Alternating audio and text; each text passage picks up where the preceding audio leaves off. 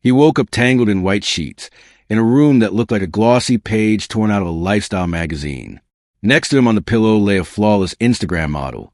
Long acrylic nails, false lashes, and an interest that seemed limited to breakfast photos for her stories.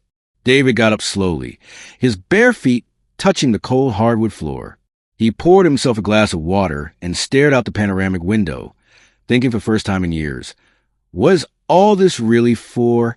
38 years old, 3 businesses, real estate in 5 countries, a yacht, a collection of watches he barely had time to wear. He had lost his wife 6 years ago. Love? It felt like it had never really existed. After her death, he had buried himself in success, deals, glossy women, soulless apartments with a view of Fifth Avenue. Everything looked perfect, but it felt empty, sickeningly empty. Women were easy, gifts, restaurants, vacations, until they started talking about feelings, or marriage, or children. That's when he disappeared. It was easier that way, easier than opening up again. It was just too terrifying. One day, he stopped by a small neighborhood library, not because he liked reading, but because he was searching for an old edition of a book his late wife used to read all the time, a strange sort of sentimentality. The book was called The Scent of Life. A soft cover, the faint smell of paper, and a blurb she used to quote often, "Happiness is when no one is pretending." "Can I help you?" came a gentle voice. He looked up. A woman in a gray sweater stood before him. No makeup, a quirky pencil-shaped hair clip. She didn't recognize him. That was unusual. "I'm looking for an old book. Not sure you'll get it, but—" he began. "The Scent of Life? Somerset Maugham?" she interrupted with a slight smile. "Someone returned it just yesterday. Come, I'll show you." Her name was Emily, 32 years old, a librarian, 3rd generation. Her father left when she was 9. Her mother was a schoolteacher. She lived alone in a small rented apartment, had never traveled abroad, made her coffee in a sand pot, loved Chekhov, didn't know the price of a Porsche Panamera, and had zero ambition to become an influencer. They talked for 30 minutes. Then he came back the next day. And the day after, then he asked her out to dinner. Nothing fancy. No chauffeur-driven car. Just a cozy little cafe around the corner. She arrived wearing a warm knitted sweater and old jeans. "I'm not into all that luxury stuff." "Hope that's okay," she said. He smiled. He was grateful. "What do you do for work?" she asked between sips of cappuccino. He froze. Lied for the first time in years. "I work in IT. Database support." She nodded. "Well, at least you're not an influencer. That's already a win." They started seeing each other more and more. He began taking weekends off. Started turning off his phone during dinner. Stopped checking the stock market every morning. Instead, he read books with her, visited her mom's countryside house, and ate cabbage pies that gave him heartburn, but left his heart at peace. Emily didn't ask for anything. No iPhones, no beach resorts, no jewelry. She was just there. When he fell asleep on her couch, she'd cover him with a blanket and turn off the light. When his back ached, she made herbal brews and wrapped him in a wool shawl. Not because she wanted anything from him, but because she knew how to love. 6 months later, while they were sitting in her kitchen and the buckwheat was simmering on the stove, he simply said, "Will you marry me?" She didn't gasp, didn't cry. She just looked straight into his eyes and asked, "Are you serious?" He nodded, and she said, "Yes, just promise me you're not pretending." He wasn't. Not then, definitely not then. Almost a year had passed since their quiet wedding at a small city hall. On Emily's finger was a modest ring David had given her the very night. They shared a humble dinner of buckwheat, and he found the courage to propose. She never asked for a big ceremony with 100 guests, didn't order expensive flowers, didn't dream of a white limousine. They were comfortable, just being together. David buried himself in work as if juggling 7 different projects. But deep down, he was only trying to quiet the restlessness inside him. He still couldn't believe that the woman beside him didn't see him as a walking bank account. But the doubts wouldn't let go. Sometimes, while watching Emily sleep, he'd quietly mumble, What if you're pretending? His mind screamed that she was genuine, but his heart reminded him of how many times he'd been betrayed before. David's father once told him, "You can't trust any woman." That poison had sunk deep, and even though David hoped otherwise, he never fully learned how to believe. One evening, he was in his study flipping through reports again. Everything was going great. One project was bringing in seven-figure profits. Another had just secured a huge contract. But David's face was darker than a thundercloud. "I still don't know if she loves me or the empire," he said aloud, staring at the cold columns of numbers. Then he dialed his lawyer, the one who'd kept his secrets for years and managed all of his confidential affairs. The next morning, two men in suits arrived. Calmly and professionally, they laid out the plan. "We'll transfer a portion of your assets to dummy accounts, simulate a few legal disputes, and tweak some financial statements. Within a month, the media will pick up rumors that your company is on the verge of collapse." David listened stone-faced. He didn't need the details. Only one thing mattered. He wanted to see what Emily would do if it all came crashing down. About 2 weeks later, he staged a dramatic phone call in the house. He deliberately picked a night when Emily was reading in the living room. He raised his voice, talked about bankruptcy, debts, everything falling apart. Then he walked in and said, "We need to talk." She put her book down and looked at him attentively. "Everything's collapsing," he began, running a hand through his hair. "The company's being accused of fraud. My accounts are frozen. The house is mortgaged. There's no money. We're going to have to," he trailed off, a lump catching in his throat. He needed to keep up the act, but something inside him tightened painfully. "We'll have to sell everything?" she asked calmly, looking him straight in the eye. There was worry in her gaze, but no panic. He nodded. "We'll be left with nothing. Absolutely nothing. I don't even know how we'll live. Maybe rent a small apartment on the edge of town, or—" Emily stepped closer and placed her hand gently on his shoulder. "David, I'm with you," she said softly. Her eyes were clear, no blame, no fear. David had been sure she'd freak out, demand answers, accuse him of failure. But none of that happened. He asked carefully, "You're not angry?" She shook her head. "What's the point of getting angry? You're already under so much pressure. Would yelling solve anything? If things are really that bad, I'll go find work. I've got experience in libraries. I'll pick up a side job if I have to, and you'll figure something out. You always do. We're a team, aren't we?" David didn't know what to say. His plan included the possibility of her walking out or at least confronting him. But she didn't leave. She didn't scream about injustice. She just leaned into him as if it was the most natural thing in the world. "Everything else can be rebuilt," she repeated. "But we only get one life. And what matters to me isn't cars or houses. It's you. Do you hear me?" David stood there, holding her hand, his chest a mess of two colliding emotions, immense relief and a strange bitterness. A new fear crept in. She's not leaving me. Does that mean she truly loves me, or is she hiding something? That night he couldn't sleep. He lay next to her, listening to the soft rhythm of her breathing, and he realized that his plan had spiraled into something far more complicated than he expected. The test had just begun, and already her reaction had thrown him completely off course. Inside the creaky old elevator, which smelled faintly of cat urine and had paint peeling from its walls, David stood with 2 suitcases, watching Emily clutch a box of old books tightly to her chest. It was hard to believe that just a few months ago they were living in a luxury mansion, and now they were moving into his old 2-bedroom apartment on the outskirts of town.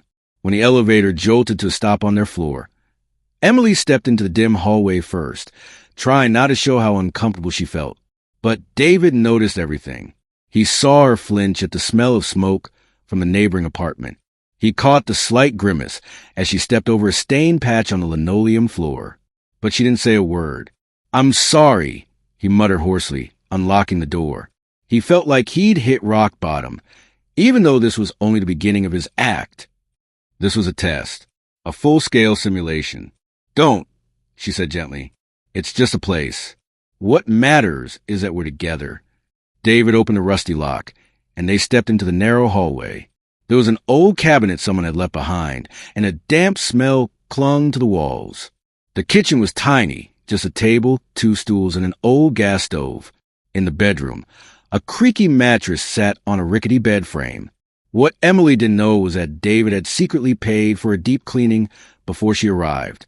Without it, the place would have been downright horrifying. Looking at her face now, he saw surprise and fatigue, but not disappointment, not fear. "Let me make us something to eat," she offered. "There's nothing here. We don't even have groceries or dishes," he said, shaking his head. "Then we'll buy some." "No big deal." Emily shrugged with a small smile. An hour later, they walked to the nearest grocery store. Emily picked only the essentials: grains, eggs, cottage cheese, a few vegetables. David stayed quiet, a burning discomfort growing in his chest. He had expected a meltdown, but she didn't complain about the mold-stained bathroom walls. She didn't ask when it would all end. She simply told a friend over the phone, "Yeah, things are tough right now, but we'll get through it." Within a week, their life fell into a strange rhythm. David claimed he was going to drive for a rideshare company in the evenings. "The business is collapsing and we need money," he said. Emily didn't question it. "Just don't overwork yourself," she replied, and took a part-time job at the local library. She even managed to find a cozy corner between the dusty shelves, with a kind manager who was just happy to have someone qualified around. David left the house early each morning to handle business. But in reality, he drove a modest rental car around the city, pretending to be a struggling man. Occasionally, he would pick up a few passengers to make it feel more believable. But most of the time, he simply wandered to the streets. Torn between doubt and guilt, he kept asking himself, why doesn't she complain? Why does she accept all this so quietly? We used to live in a mansion, and now we're squeezed into a rundown apartment that reeks of cigarette smoke. Day by day, he watched her carefully manage their little household. She stretched every dollar, picked out the cheapest potatoes, and made basic soups that would last a whole week. And still she smiled, as if peace made her happier than all the luxury in the world. "At least we don't have to dress up for charity dinners anymore," she joked once while hanging laundry on the old balcony. But David's unease kept growing. Something didn't add up. In his mind, any woman would be miserable, sinking into poverty. But Emily, she seemed to be thriving.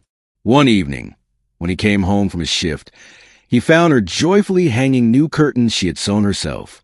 Another day, she dragged in an old dresser from the alley and began sanding and repainting it with visible excitement.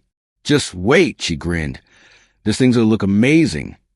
The more at peace she appeared, the more David's anxiety boiled. He needed some kind of flaw, some crack in her calm. And then he thought he found it. One day, he saw her outside the building with a man he didn't recognize. The guy stood a little too close. Emily was laughing, holding a tote bag filled with books. Jealousy surged through David like a flame. But he didn't confront them. He hid behind the corner, trying to get a better look at the man's face. A few minutes later, Emily said goodbye and went inside. David followed shortly after, acting casual. His heart pounded, his thoughts racing. Had he just caught her in the middle of something? That evening, while they had dinner, he tried to sound nonchalant. "So, how's the library? Any new co-workers?" he asked. "Yeah," she said, smiling. "A young guy started recently. He's interning, helps with the database stuff. We walk home together sometimes since he lives nearby." David nodded and forced a smile. But that strange, burning feeling in his chest grew stronger. He was experiencing his first real wave of jealousy. Because now, he realized, Emily could attract another man's attention, and she didn't look unhappy. That night, he tossed and turned. As soon as she fell asleep, he slipped out onto the balcony and stared at the dim lights of the neighborhood. Once, he had believed that testing someone was the best way to uncover the truth. But now it felt like the ground was shifting beneath his feet.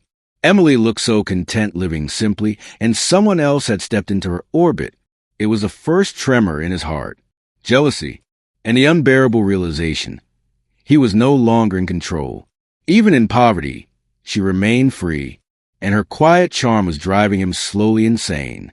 That night, David didn't sleep at all. He kept getting up, pacing to the window, staring down at the silent street. A few cars passed by. A rare pedestrian walked through the night. But all David could think about was the face of that man he'd seen with Emily. A knot of jealousy twisted in his gut. What if she really was getting close to him, not just as a co-worker? He remembered a past relationship, long before his wife died. Back then, things had fallen apart in a similar way, small suspicions slowly morphing into full-blown paranoia. He had driven himself and his ex-girlfriend, nearly insane, trying to prevent a betrayal that had never actually happened. I swore I'd never go down that path again, he thought. And yet, here I am. The next morning, David came home from a fake rideshare shift exhausted and agitated. Emily had already eaten breakfast and left a bowl of cold oatmeal on the stove for him. A small note sat beside it in her neat handwriting. Don't forget to eat. I'm off to work. See you tonight. As he spooned up the bland oats, a thought pulsed in his mind like a siren. Check her phone. It felt disgusting, but he couldn't stop himself. Not long after, Emily returned. She had forgotten a certificate for the library. David heard the key turning in the lock just in time to leap away from her purse, which lay half open on the counter with her phone inside. She walked in, smiled, kissed him on the cheek. Still here? That's good. I forgot one paper. She rummaged in a drawer, found it, and left again. He stood there, cold sweat on his forehead. 2 hours later, he finally opened her phone. Emily never used a password, just a swipe unlock. In her messages, her mom, a friend named Olivia, the co-worker, Igor, and a couple of other numbers. The conversation with Igor, dry and purely professional. Can you bring those books? Lectures canceled. Send the schedule. Thanks for the help. No emojis. No, I miss you. No late night chats. Clean, David muttered, but instead of relief, he felt angrier than before. He couldn't even say why. At her? At Igor? At himself? That evening, when Emily came home, he was on edge again. He kept trying to ask casual questions about her day, about Igor, then cutting himself off mid-sentence like he was afraid to expose his thoughts. She noticed. She always noticed. She placed a bowl of soup in front of him and asked gently, David, are you okay? You seem different. What do you mean? He tried to force a smile. I don't know. You seem preoccupied. Or scared. Is there something I can help with? He looked away, swallowed hard. Should I tell her I'm jealous of a librarian? That I snooped through her phone like some paranoid teenager? That this whole poverty thing is a setup, and now I don't even know anymore what's real and what isn't? I'm just tired, he finally muttered. Been thinking a lot about work, about everything going on with us. Emily squeezed his hand and said softly, I'm here. Just remember that. Such simple words. But to David, they felt like a slap in the face, a quiet mockery of all the distrust swirling in his head. He realized he wanted to be the best husband for her rock. And yet, here he was, hunting for clues, scanning her messages, doubting everything she did. That night, after Emily had fallen asleep, he went back into her purse, checked again for any new messages, suspicious notes, weird receipts. Nothing. Only grocery bills and printouts from library databases. At one point, he found himself staring at her ID badge, trying to see if her photo held any secret. Ridiculous. What the hell is wrong with me? He whispered in the dark, heart pounding with shame. He was sinking again, just like in his youth, when he couldn't let go of a single doubt. At dawn, he sat at the edge of the bed, watching Emily sleep peacefully. The faint glow of the streetlight highlighted her soft features, the loose strand of hair on her forehead, the faint laugh lines near her eyes. She looked completely unguarded, innocent. If she's lying, she's a genius, he thought bitterly. But something deep inside him whispered that she wasn't lying, that there was no other man, that all of this was just his own fear clawing at his soul. And yet, he couldn't say it out loud. He felt small, jealous, a version of himself he used to despise in others. When morning came and Emily stirred awake, she looked at his face and whispered, Are you okay? You look... David barely managed to respond. Just couldn't sleep. She reached out to touch his hand, but he turned away, pretending to drift off again, Inside, he carried a heaviness he couldn't explain, a storm he couldn't calm. That same night, while dark clouds rolled over the quiet streets of the city, Emily approached David in the dimly lit living room, where the desk lamp cast a soft glow over the worn furniture. Her voice was calm and steady, like she had rehearsed this moment many times before. She sat down beside him, gently took his hand, and said, "David, I've been thinking. I've had some savings put away for a long time, just a little emergency fund. But I'm starting to feel like life isn't just about saving out of fear. Maybe it's time we take a chance. Maybe we could start something of our own, a small business, just the two of us. Something simple, something real." David stared at her, caught off guard. Then his eyes moved to hers, soft, sincere, unwavering. He had always believed money was power, security, a way to shape life on his terms. But now, as Emily offered to invest her quiet little nest egg in their shared future, something stirred inside him. He remembered the years when his own heart didn't know how to cry, when weakness had no place in his world. It had been 10 years since the last time he'd allowed himself to feel broken. "Are you serious?" he whispered, afraid to believe what he'd just heard. His voice trembled, not from joy, but from something deeper, more unsettling. His mind tried to analyze, to stay logical, but his heart beat too loudly to listen. Emily smiled faintly, sure of what she was saying, confident they could start fresh, far from the polished world he used to call home. "Yes," she said softly.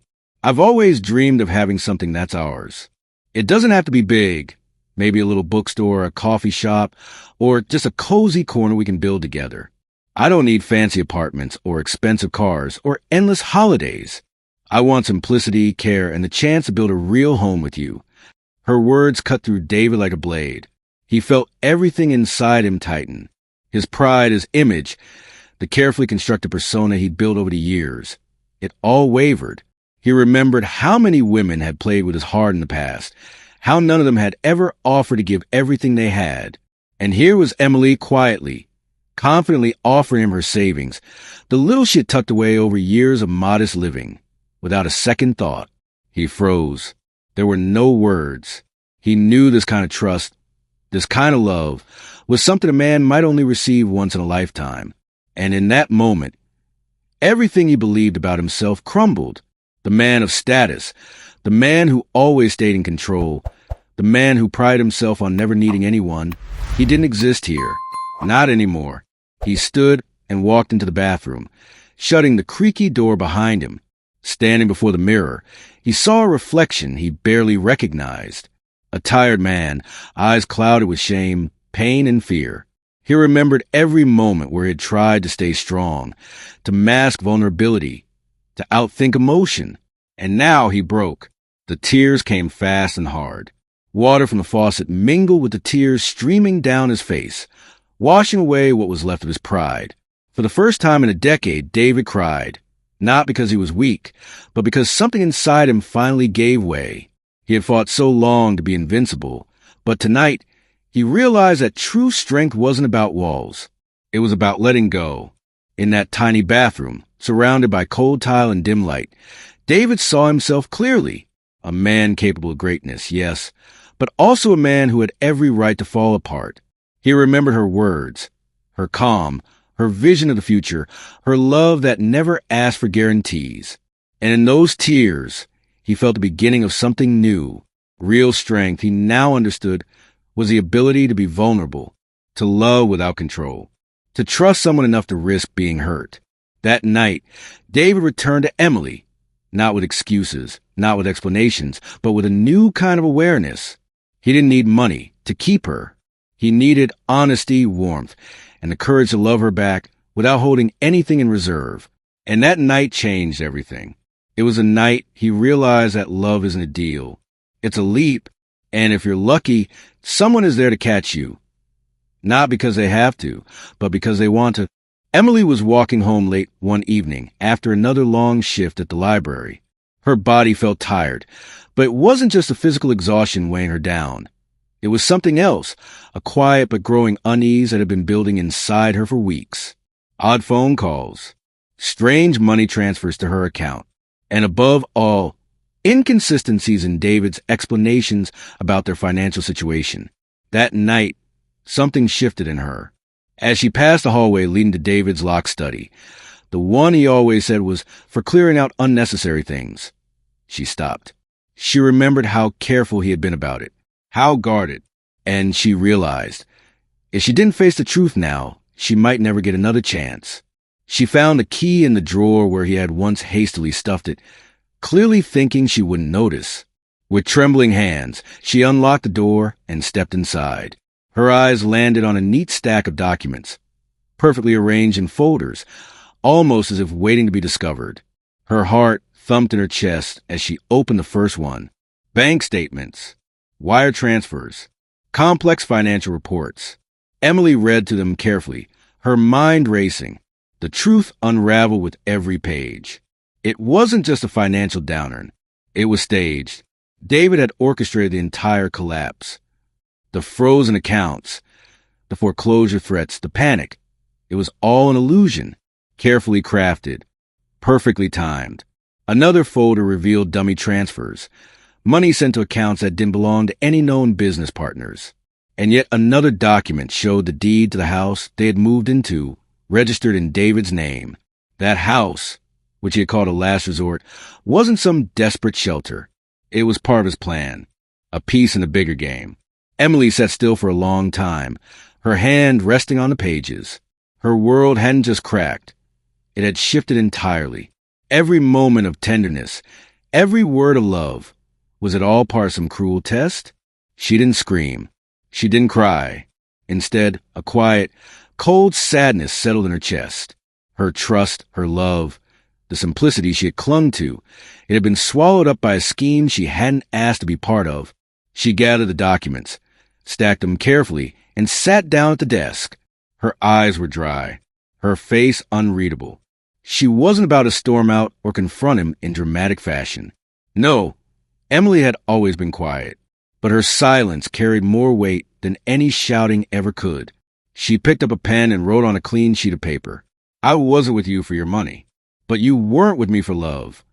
No signature, no closing words, just that single, devastating sentence. She folded the note, placed it on the desk, and left the room. Her footsteps echoed to the hallway, soft but resolute. She didn't call him. She didn't wait to hear his side of the story. Inside her, something had already closed. When David returned to the study the next morning, the first thing he noticed was the absence of the documents. Then the note. He froze. Read it once, twice. The words burned into him like acid. Everything he had built, the carefully designed narrative, the test, the manipulation, had come undone. And instead of the storm he'd expected, she had left behind a storm of silence. David sat in that room, staring at the paper, and for the first time, he didn't know what to do. His control was gone. His illusion had shattered. And the woman who had once whispered, I'm with you, was now gone. Because he had treated her love like an experiment. This was a breaking point. In trying to test whether she loved him without wealth, he had lost her completely. Not because she failed the test, but because she passed it and saw through his own failure. And now, there was nothing left but the echo of those words on the page. David returned to the mansion that once symbolized everything he had worked for, his pride, his empire, the world he had so carefully built. But as he stepped through the grand entrance into the high-ceilinged foyer, he felt nothing, not comfort, not security, just a profound, hollow silence. Everything was exactly as he had left it. Polished floors, ornate chandeliers, massive windows letting in the soft morning light. But to David, it all felt lifeless. He spent the entire day in one of the sitting rooms, surrounded by luxury that now seemed alien. He picked up a pen and began writing a letter to Emily. He poured out his thoughts, his regrets, his desperate need to explain everything. Words flooded the page like rain on glass, confessions, apologies, pleas. But no matter how long he wrote, it felt like shouting into a void. He started recording video messages too. Late at night, in the dim corridors of the mansion, he'd speak directly to the camera, trying to sound sincere, stripped of ego. Sometimes he begged. Other times, he just talked, hoping his voice might somehow reach her. but her silence remained unbroken. Days passed, then weeks. David stopped eating properly. Meals that once brought him a flicker of satisfaction now tasted like cardboard. He didn't sleep, just lay awake, staring at the ceiling, haunted by the emptiness that now stretched through every inch of the mansion. His thoughts spiraled inward. He replayed every detail. What he said, what he should have said, what he should never have done. The control he had so valued was gone. He couldn't fix this. He couldn't calculate a way out. The emptiness was consuming him. One cold evening, while wandering the house like a ghost, David ended up in the kitchen. His eyes landed on something that stopped him. An old mug. Emily's mug. The one she used every morning without fail. Plain, worn, slightly chipped. But it had meant something. It had belonged to their small, simple life. The one she had built with him without asking for anything in return. He picked it up with trembling hands, holding it as if it might bring her back, as if it still held some warmth. But it didn't. Nothing did. He sank down to the tiled kitchen floor, still holding the mug. Around him, silence. The kind of silence that only comes when a house has stopped being a home. He stared at the mug, trying to hold on to the memory of her voice, her laughter, the way she used to quietly hum while folding laundry. But the memories were starting to fade, like light through fog. He realized he hadn't just lost her, he was losing himself. Each hour in that house felt like a lifetime. The luxury, the art, the expensive furniture, all of it mocked him, reminded him of who he used to be. A man who believed he could manipulate love, test loyalty, control emotion. But now, none of it mattered. He kept writing letters, kept recording messages. None of them were answered. One morning, as the sky outside turned from gray to silver, David packed a small bag. He couldn't stay in that house any longer. Every room reminded him of what he had destroyed. The mansion, once a symbol of achievement, had become a prison. He needed to leave before it buried him. With his bag in hand, he walked down the hallway one last time. He didn't look back.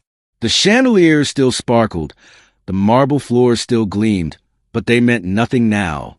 The empire had crumbled, and David, stripped of all pretense, stepped into the cold morning air not as a millionaire, not as a puppet master, but as a man who had lost everything in the name of control. He had no plan, only one faint hope left, that somewhere if he let go of everything, he might begin to rebuild, not wealth, but something real. The mailbox stood quietly beside the gate of David's new, modest home in a small town called Willow Ridge. He had moved there after realizing that his old life had completely lost its meaning. One morning, as he flipped through bills and flyers, his hand stopped on a single envelope. No return address, just his name, written in clean, steady handwriting. He tore it open. The letter was short. No emotion, just words that sliced deeper than any scream. You tested me. Now I'm testing you. Find me without money, without influence, just as a man. David sat on the front steps holding the letter, reading it over and over. There were no threats, no accusations, only a challenge, a quiet demand for truth. And in those simple lines, he understood what she was asking for, a final answer, not from a businessman, from a human being. Without hesitation, David began dismantling what was left of his old life. The first thing to go was his business, the empire he had built brick by brick that once fed his pride and inflated his ego. He shut it down. Every contract, every asset, every partner. Done. He knew now that wealth could never fill the growing void inside him. It had become a monument to his delusion. Next, the car. That dream machine he once worshipped. That symbol of everything he thought defined success. It had become a weight. A bitter reminder. He sold it. He moved into a small rented room above a grocery store. Simple. Clean. No distractions. No status. Just a place to breathe. He had chosen Willow Ridge not randomly. He had once heard Emily mention that her mother lived nearby. That hint was enough to give him a direction, however uncertain. He didn't know where Emily had gone, but something told him she wasn't far. He didn't expect to win her back. He only hoped to prove he had changed. To survive, He found work as a night security guard at the local shopping center. The job didn't require suits or charm or connections, just presence, attention. He worked quietly, took notes, walked the empty halls at night, and greeted shopkeepers by day. Nobody recognized him. Nobody cared about who he had been, and that, strangely, gave him peace.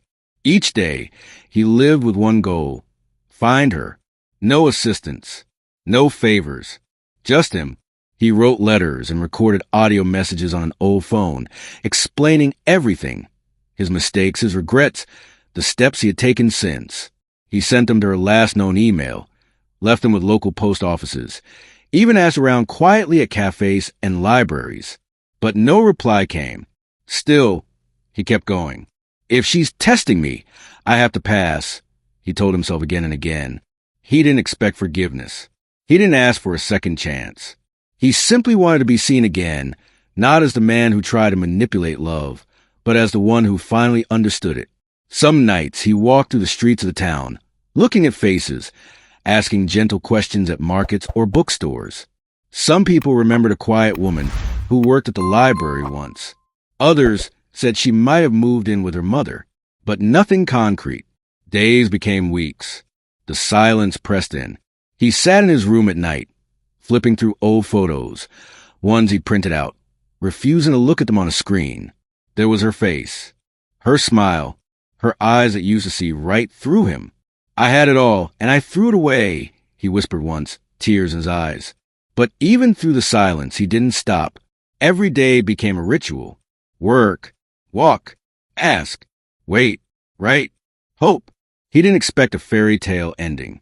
Maybe she would never answer. Maybe she had truly moved on. But he knew one thing with absolute clarity.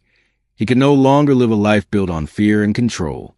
If he had to walk this road alone, so be it. But he would walk it honestly. And through all the doubt, through the slow, painful journey, he held on to one truth. If love was ever real, it would recognize the man he was becoming. David had searched for Emily for what felt like an eternity. And then, one gray evening as he returned from his shift, he spotted a faint light glowing through the window of an old cottage on the edge of town. Something about it felt familiar. His heart skipped a beat. Locals had mentioned that someone new had moved into that home recently. Quiet, kept to herself, loved books. He didn't knock. Not right away. Instead, he came back the next day. And the next. He didn't approach as a stranger demanding answers, but as a quiet presence, hoping to be seen. He left a bag of groceries by the door, fixed the squeaky front gate, repaired the leaky outdoor faucet, sat on the nearby bench in the evenings, just in case she walked by. He never imposed. He just waited. She didn't respond, but she noticed. Every few days, he'd leave a note. Nothing dramatic. Just hope the apples were fresh. Or repaired the mailbox. No charge. He didn't sign them. She knew. Neighbors started recognizing him, not as the millionaire from the headlines, just as a quiet man who swept the sidewalk, helped the elderly carry their groceries, painted the peeling fence without being asked. There was no pride in it, no agenda. It was simply how he lived now. And then, one evening it happened. David was in the yard, replacing broken boards on the front steps. He didn't see her right away. But when he looked up, there she was. Emily stood in the doorway, hair tied back, same quiet eyes, same calm strength. She didn't smile, didn't cry, just watched him for a long moment. Then she walked over, slowly, deliberately, and said, "If you're not pretending, David, then stay." Those 7 words hit harder than any argument, any goodbye.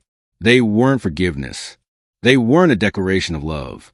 But they were an opening. David didn't say anything. He sat down beside her on the edge of the porch, dust on his jeans, hands scraped from work.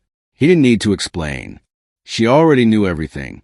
The lies, the test, the fall. She had watched him fall, and now she was watching who he had become. He didn't try to make her laugh, didn't plead, didn't bring flowers or promises. He just stayed, quietly. Days passed, then weeks. She never asked him to leave, But she never called it home again, either. He became a part of her rhythm. Fixed the broken drawer in the kitchen.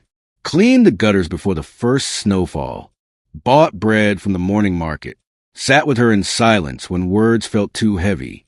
He didn't demand her heart back. He didn't ask for closure. He just gave her the only thing that still held value, his presence. And slowly, something began to shift. Not suddenly, not like in stories, but in the little things. One morning, she left a mug of coffee on the porch before he woke up. Another evening, she asked if he could stay for dinner. When her mother stopped by, she introduced him not as a guest, but simply said, "David's helping around." Still, the final answer never came. He didn't know if she would ever say, "I forgive you," or "I love you" again. But maybe that wasn't the point anymore. Maybe love wasn't something that needed to be declared. Maybe it was something you rebuilt with your hands, like an old fence, like a broken faucet. Slowly, gently, without expecting applause. Then, one chilly morning, as frost clung to the windows and the world outside was hushed, Emily stepped out onto the porch. David was already there, sipping his coffee.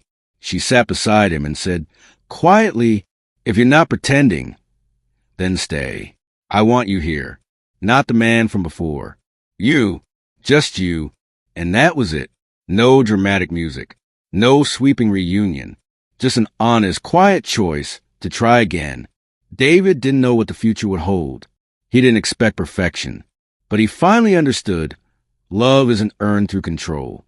It isn't tested in secret. It's built in silence and patience, in showing up again and again. And maybe, just maybe, that was enough.